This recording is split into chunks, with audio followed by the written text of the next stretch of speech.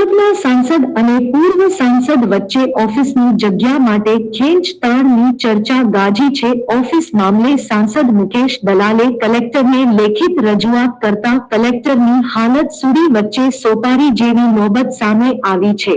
નિયમ મુજબ સાંસદને તેમના વિસ્તારમાં ફેસિલિટી સેન્ટર માટે સરકારી જગ્યા મળતી હોય છે. હાલ આ જગ્યા પર પૂર્વ સાંસદ દર્શના જરદોશનો કબજો છે. ઓફિસ મેળવવા બિનહરીફ ચૂંટાયેલા સાંસદ મુકેશ દલાલે કલેક્ટરને 2 વખત લેખિત અને 1 વખત મૌખિક રજૂઆત કરી માંગણી કરી છે.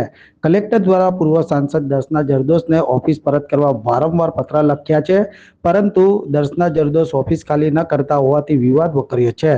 બંને વચ્ચે સરકારી ઓફિસ માટેની ખેંચતાણમાં કલેક્ટરની સુડી વચ્ચે સોપારી જેવો ઘાટ થયો હોવાનું સર્જાયું છે. કલેક્ટરના માર્ગ અને મકાન વિભાગ દ્વારા ઓફિસ ખાલી કરી આપવા પૂર્વ સાંસદના પીએને પત્ર લખવામાં આવ્યો છે.